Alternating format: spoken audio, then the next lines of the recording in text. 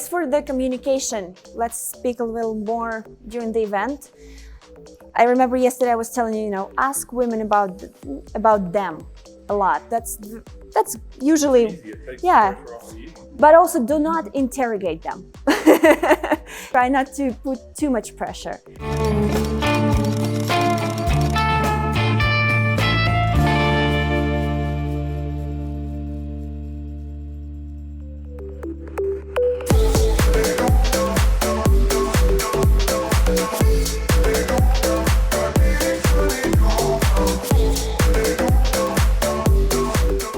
Let them ask yourself and some questions as well to you, and you don't have to ask. Sometimes it's not very important to ask very serious questions, even though I told you, have them ready. If you see that that's an important woman, you can ask her, right? Certain very serious things. Tonight you can, but you can ask even just, are you nervous? Just say, oh yeah, I'm also nervous. Have you ever been to this kind of event before? Something very general to start the conversation as well, because it may just be weird. Do you want to have children? Right? Alla is so right. I had a guy in Ukraine, a woman in Ukraine, come to me because this guy was at the table and had just met, right?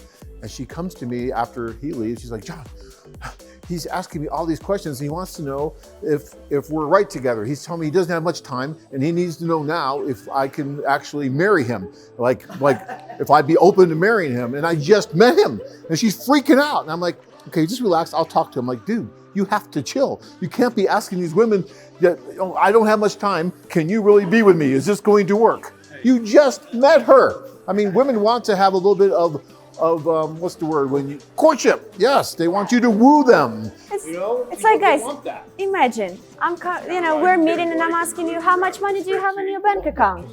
Right? That's a weird question. No, it's like certain things may just not be the best. Yeah, it's like, can you live on a farm? No. Okay, next. Can you live on a farm? No. Okay, next. I mean, don't do that. I mean, you guys. It is a great. It's on the website. Well, there's a reference to it on the website, but you go find it. Apple TV has it. Just search Two Brothers and a Bride. Oh, it's a hilarious movie. It's great. Yeah. And now that you guys are doing this, you will really relate to it. Yeah. I would suggest also, if there's something very important like living on the farm, just tell them that I live on the farm and I really enjoy it. Right?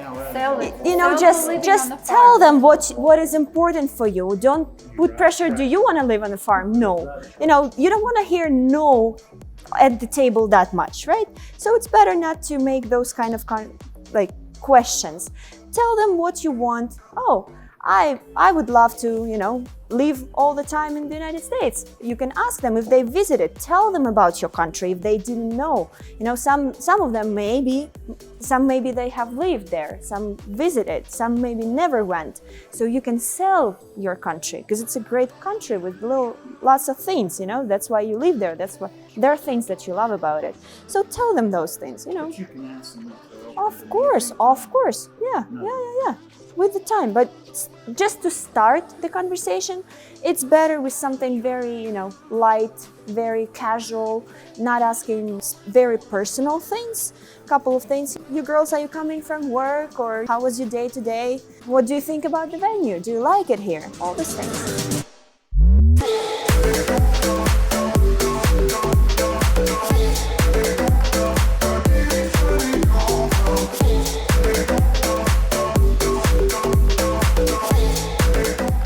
About that connection, guys, and a lot of it is nonverbal.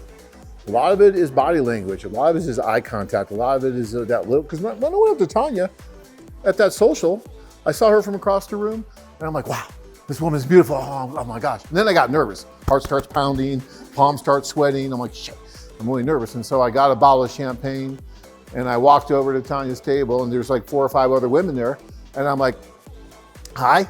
I'm glad you came, Got to Tanya, oh, I'm so glad you came. And I gave her a little champagne and she just looks at me, she goes, I just came because I had a bad day at work and I just want to dance with my friends and drink champagne.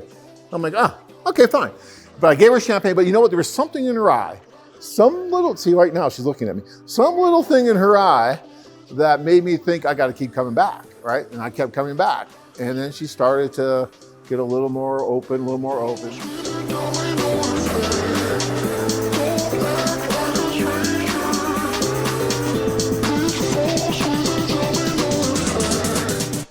25 years ago, as I met her at a social. This July will be 25 years. We just celebrated our 22nd year anniversary. So, but I kept coming back, and my gosh, we talked all night after that social. I mean, it was an amazing thing. And I knew that night that we get married, right? So it happens, it can happen. But sometimes the body language speaks much more louder than the verbal language. So when she told me, I'm not interested, I'm just here to this. Some of you guys are coming to me, John, she's a scammer. She's just here to drink the champagne. She told me. And I'm like, is she breathing? Because if she's breathing, she's fair game. And you need to make her change that. And you need to make something happen, right? Because if she told you that, that doesn't necessarily mean that's the truth. Women aren't going to get down on their knees and say, oh, please, please pick me. Oh, please. They're not going to do that. These are very proud, wonderful women. No, they're not going to do that, guys. And you don't want them to do that. You want this to be a dance. You want this to be, a courtship and have all that. This should be a healthy, regular relationship. You're not here to rescue anybody. No one's here to rescue you. This is just a nice thing. So keep all that in mind. Do you feel like your search may be hopeless? Check out our website at AcapulcoWomen.com. If you enjoyed this video, be sure to give us a thumbs up and subscribe to our channel. Then click on the notice bell to get notified every time we add something new.